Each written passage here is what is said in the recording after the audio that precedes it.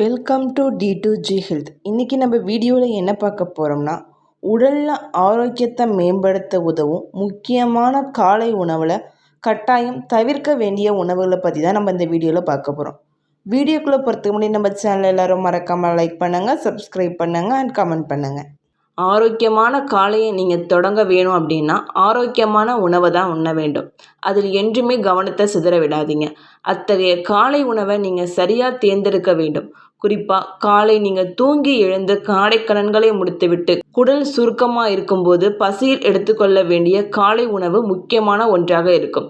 அதனால் காலை உணவை தவிர்ப்பது என்பது உடலில் பல நேர்மறையான பிரச்சனைகளை கொண்டு வரும்.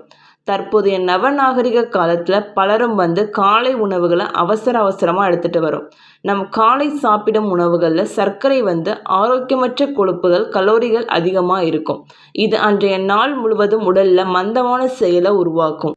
உணவு அப்படிங்கிறது மனிதர்களோட அத்தியாவசியம். முந்தைய காலங்களில் உணவு வகைகளில் பொதுமக்கள் கவனம் செலுத்துவாங்க. ஆனால் தற்போது ஒவ்வொருவரும் வேலை என வேகமாக ஓடுறதுனால உணவில் அக்கறை செலுத்துறதில்லை அப்படின்னு கூட சொல்லலாம். பொதுவாகவே ஒரு நாளை ஆரம்பிக்கும் போது நாம் என்ன சாப்பிட்றோமோ அதுதான் நம்ம ஆரோக்கியமாக வைக்கும். சில உணவுகள் அதிகாலையிலோ அல்லது எழுந்ததும் சாப்பிட்றதுனால நமக்கு அஜீரண கோளாறு ஏற்பட்ட அந்த நாளை நாம் முடியாமல் போய்விடும் நிலைமைக்கு தள்ளுது. அப்படி நாம் காலையில் சாப்பிடக்கூடாத உணவுகள் பட்டியலை நம்ம இங்கே பார்ப்போம். அதில் முதலாவது ஒன்று சர்க்கரை கலந்த உணவுகள். இனிப்பு கலந்த உணவுகள் காலை உங்களுக்கு ஏதுவாக இருக்கலாம். குறிப்பாக ரொட்டிகள், உப்புமா, இட்லி உள்ளிட்ட உணவுகளுக்கு நாம் எளிதில் சர்க்கரையை பயன்படுத்தி சாப்பிட்றோம். இது போன்ற உணவுகள் இறுதியில் ஆரோக்கியமாக இருக்காது. தேவையற்ற சர்க்கரை உணவுகளை தடுக்க காலை உணவுக்கு முழுதானிய உணவுகளை தேர்ந்தெடுக்கணும். குறிப்பாக ஓட்ஸ், முழுதானிய உணவுகள், நார்ச்சத்து மற்றும் குறைந்த சர்க்கரை அளவு கொண்ட உணவுகளை தேர்ந்தெடுக்கணும். அடுத்ததாக குளிர்ந்த நீர். பலருக்கும் தூங்கி எழுந்ததும் புத்துணர்ச்சிக்காகவோ உடலை ஜில் என்ற உணர்ச்சியை உணர்த்துவதற்காகவோ ஃப்ரிட்ஜை திறந்து அப்படியே ஐஸ் வாட்டரை குடிப்போம். அது மிகவும் ஆபத்து அப்படிங்கிறது பலருக்கும் தெரியாது. இது உடலில் வெப்பம் மற்றும் ஆற்றல் அளவை தொந்தரவு செய்யுது. அடுத்ததாக தயிர் உணவுகள். பல சுவையூட்டப்பட்ட தயிர் உணவுகளில் சர்க்கரை மற்றும் செயற்கையான சேர்க்கைகள் அதிகமாக இருக்கு. இது ஆரோக்கியத்தை எதிர்மறையாக பாதிக்கும். எனவே காலை உணவுக்கு எளிய சர்க்கரை இல்லாத தயிரை முயற்சிக்கணும்.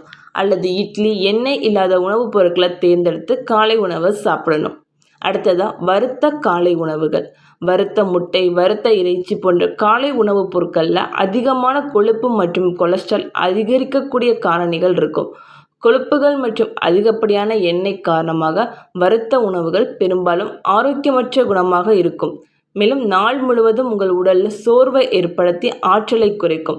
அதனால் காலையில் புரத உணவுகளை எடுத்துக்கொள்ளாமல் இருப்பது நல்லது. அடுத்ததாக பிரெட் அப்படிங்கிறது சுத்திகரிக்கப்பட்ட ஸ்டார்ச் அதிகம் உள்ள வெள்ளை மாவு கலந்த உணவு. இதன் மூலமாக தான் பிரெட் தயாரிக்கப்படுது. காலை உணவுக்கு வெள்ளை ரொட்டிக்கு பதிலாக முழுதானிய ரொட்டியை சாப்பிட முயற்சிக்குவோம். அதிகம் பதப்படுத்தப்பட்ட வெள்ளை மாவு மற்றும் அதன் சேர்க்கை உடலுக்கு ஆரோக்கியமற்ற விருப்பமாக மாறும் வெள்ளை ரொட்டியை அதிகமாக காலை உணவில் எடுத்துக்கொள்வதால் நீரிழிவு மற்றும் இதய நோய், உடல் பருமனுக்கும் வழிவகுக்கும். அடுத்ததாக பதப்படுத்தப்பட்ட உணவுகள். பெரும்பாலும் வீட்டை விட்டு வெளியே வேறு நகரங்களில் வேலை செய்யும் நபர்கள் காலை உணவை தயாரிப்பதில் சிரமப்படுறாங்க. அதனால் பாய்லர்கள், கண்டெய்னரில் அடைக்கப்பட்ட உணவுகளை தேர்ந்தெடுத்து சாப்பிட்றாங்க. இதில் அதிக அளவு உள்ள உப்பு இரத்த அழுத்தத்தை உடலில் அதிகரிக்கும். காலை உணவில் உப்பு அதிகமாக இருந்தால் அன்ற நாள் முழுவதும் தலைவலிக்கு உங்களை கொண்டு செல்லும். அதனால் முடிந்த அளவு அடைத்து வைக்கப்பட்ட உணவுகளை சாப்பிட்றத தவிர்த்துடுங்க. அடுத்ததாக சிட்ரஸ் பழங்கள். பலரும் தற்போது வரை பழங்களை காலை உணவாக எடுத்துக்கொள்வதை நாம் பார்த்துட்டு வரோம். அந்த வகையில் சிட்ரஸ் பழங்கள் இயற்கையின் முக்கியத்துவம் வாய்ந்த ஒன்று. இதில் ஆக்சிஜனேற்ற வைட்டமின்கள் மற்றும் தாதுக்கள் அதிகமாக இருக்கும். இருந்தாலும் சிட்ரஸ் பழங்கள் நிறைந்த காலை உணவு தேவையற்ற ஒன்றாக கருதப்படுது.